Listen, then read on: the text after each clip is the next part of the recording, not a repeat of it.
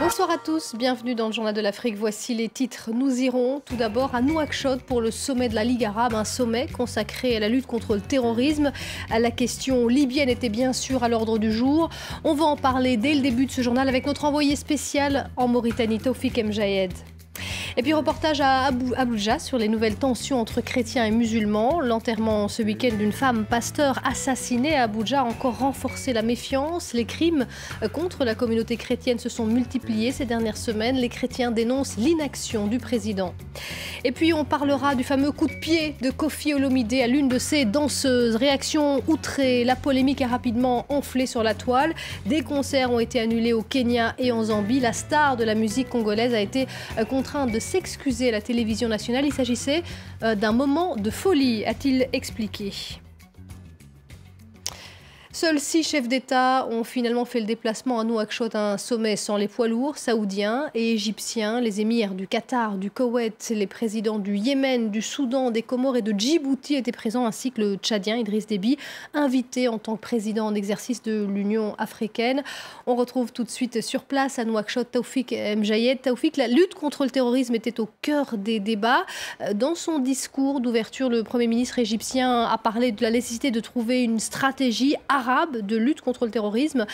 Qu'est-ce qu'il voulait dire par là ? La stratégie arabe, c'est de penser à une force arabe commune contre le terrorisme, mais personne n'y croit ici. Et ce qu'on a entendu ici, c'est de la part de la bouche d'Idriss Déby, qui a loué cette initiative du monde arabe et qui a dit aux Arabes, faites comme nous, les Africains, essayez d'être plus virulents contre le terrorisme, essayez d'unifier vos efforts pour lutter contre le terrorisme. Mais on sait que chaque pays agit à sa manière contre le terrorisme, donc pour l'instant, il n'y a pas de stratégie arabe commune contre le terrorisme. Alors quand on parle de lutte contre le terrorisme, on pense évidemment à la situation chaotique toujours de la Libye. Est-ce qu'il y a eu des avancées, des propositions intéressantes sur ce dossier libyen ?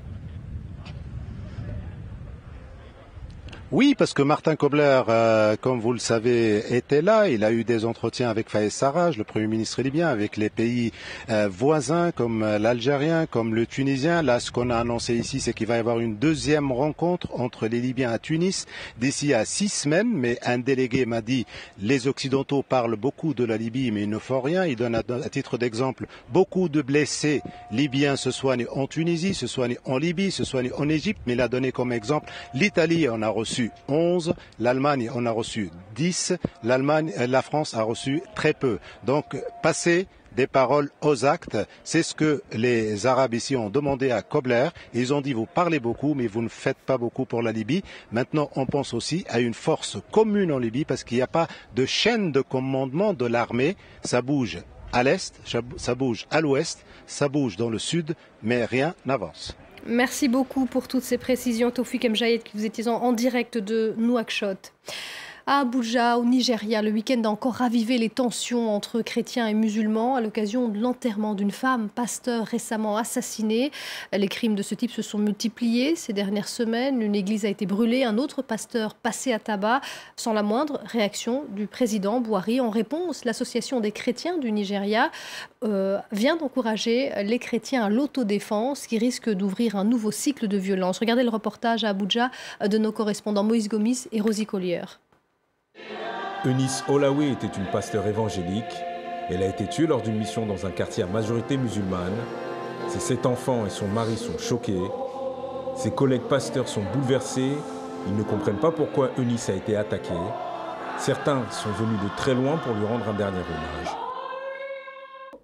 Elle s'est retrouvée comme une brebis jetée dans la fosse aux lions, mais elle mesurait les risques et elle est partie quand même prêcher au milieu de cette communauté.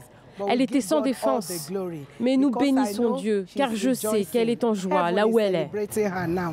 Chrétiens et musulmans vivent ici en harmonie depuis des années, mais l'arrivée récente de déplacés du nord-est fuyant Boko Haram a changé la donne. La population musulmane est en forte croissance. Il est devenu courant d'entendre parler le Haoussa dans cette banlieue d'Abuja. Le terrain devient propice à une infiltration de l'islam radical. Alors les leaders musulmans locaux s'activent pour faire barrage.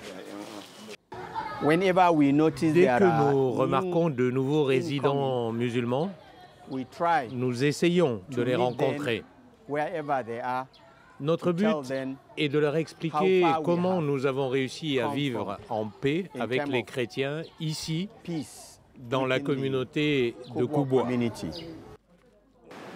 Les organisations chrétiennes regrettent la timidité des autorités. Néanmoins, la présidence était représentée lors des funérailles de Nice. Le gouvernement fédéral et les forces de l'ordre vont chercher sans relâche les assassins de Nice et les remettront entre les mains de la justice.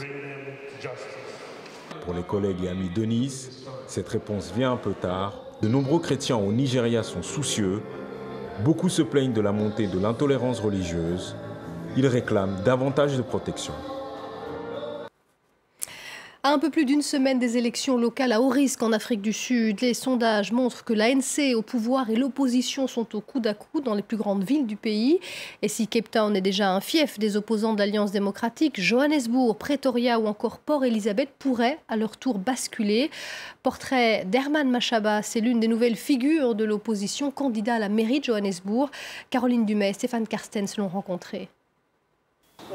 Il vit dans un quartier huppé. Autodidacte, issu d'un milieu très pauvre, Herman Mashaba a fait fortune en vendant des produits de beauté pour la communauté noire. Il n'est entré en politique qu'en 2014. Il est déjà candidat à la mairie de Johannesburg. Je ne suis pas venu en politique pour voler l'argent des contribuables. Ce projet, je le fais pour sauver l'Afrique du Sud. Cette élection, c'est comme un référendum contre l'ANC et Jacob Zuma. Si nous, Sud-Africains, on ne commence pas par Johannesburg pour arrêter la pourriture qui s'installe, alors mon pays ira encore plus mal. C'est la corruption des services publics sud-africains qui l'a poussé à se présenter pour le parti d'opposition. Et il travaille dur pour être élu. Il quitte son domicile tous les matins pour aller faire campagne. Il promettait ce jour-là de supprimer tous les péages prévus à Johannesburg, capitaliste dans l'âme. Il pense que les Sud-Africains paient trop d'impôts. Les taxes sont contraires à toute insertion sociale. Les taxes perpétuent l'exclusion car elles touchent les plus pauvres, ceux justement qui ont besoin d'être mobiles pour sortir de leur situation. Ces militants sont convaincus que le changement est possible. Mais oui, je vous le dis, le changement il arrive. Je le sens jusque dans mon sang. Mon sang est bleu maintenant. Ces 6 derniers mois, le candidat n'est quasiment plus passé au bureau. Sa carrière politique lui paraît bien plus difficile que sa vie d'homme d'affaires. La politique est un environnement difficile. Comment pouvez-vous mesurer votre succès en politique ? Alors qu'ici, tous les jours, je me rends compte de l'argent que je gagne. C'est facile. Mais je suis convaincu que les gens qui sont privilégiés, comme moi, doivent prendre ce genre de responsabilité. Pour mieux gérer la capitale économique, Herman Mashaba propose de créer des emplois. Plus de 30% de la population de Johannesburg est au chômage. Il mise sur la confiance des entrepreneurs. On demande aux gens de Johannesburg de nous donner cette chance. Donnez-nous 5 ans seulement. Et si on vous abandonne, vous nous punirez. On n'aura pas d'autre mandat. Arracher la plus grande ville du pays au plus grand parti du pays, c'est un sacré défi. Mais pour ce millionnaire dont la mère était femme de ménage, tout est possible. Le Soudan a un nouveau vice-président. Salva Kiir a officiellement remplacé son rival Riek Machar en fuite depuis les affrontements meurtriers du début du mois. Et son successeur s'appelle Taban Dengai, actuel ministre des Mines, lui aussi issu de l'ex-rébellion. Au Burundi, des inquiétudes sur le sort d'un journaliste, Jean Bigirimana, qui travaille notamment pour le site Iwachu, l'un des derniers médias indépendants présents dans le pays, serait détenu depuis vendredi par le service national de renseignement, un service dépendant directement du président de Nkurunziza. Reporters sans frontières réclame sa libération immédiate. En RDC, un nouveau couac dans le chemin périlleux vers le dialogue national avant même son ouverture. Alors que le début des travaux préparatoires était fixé au 30 juillet prochain, l'opposition vient de récuser le médiateur international, le Togolais Edem Kodjo. Écoutez l'un des leaders de la coalition de l'opposition. Donc, par conséquent, l'opposition a pris ses responsabilités pour les réquiser. Comment vous pouvez sortir un calendrier sans vous concerter avec les personnes concernées? Et il est venu encore une fois, il est en train de faire une démarche pour diviser l'opposition. Si cette affaire-là a réussi dans d'autres pays africains à diviser leur opposition, mais chez nous ici, ça ne marchera pas. Et puis toujours à propos de l'opposition congolaise, le parti de l'opposant historique Étienne Tshisekedi a annoncé le retour au pays de son chef le 27 juillet prochain, après près de 2 ans de convalescence à l'étranger. Tout Kinshasa ne parle que de cela depuis des jours. Le scandale du coup de pied de Koffi Olomidé contre l'une de ses danseuses. Un coup de pied qui a choqué en RDC mais aussi à l'étranger.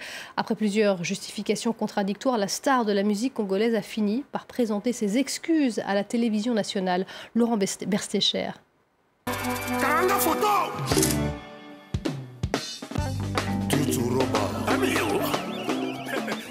Loin de l'extravagance et du sourire contagieux affiché dans son clip Selfie, c'est l'air penaud, caché derrière des lunettes noires, que Koffi Olomidé a tenu dimanche soir à présenter ses excuses. J'ai sur la conscience le devoir de dire à mes amis que je m'excuse. Je regrette au plus profond de moi-même ce qui est arrivé. Il s'agit de moments de folie. Il s'est agi de moments d'égarement. À l'origine du scandale, cette vidéo tournée à l'aéroport Kenyatta de Nairobi vendredi dernier. On y voit Koffi Olomidé donner un violent coup de pied à une de ses danseuses, une agression que le chanteur avait dans un premier temps niée, avant que les images ne fassent le tour de la toile, l'obligeant à reconnaître les faits. Interpellé puis expulsé par les autorités kenyanes, le chanteur s'est vu contraint d'annuler son concert à Nairobi, ainsi qu'une autre prestation prévue cette semaine à Lusaka en Zambie.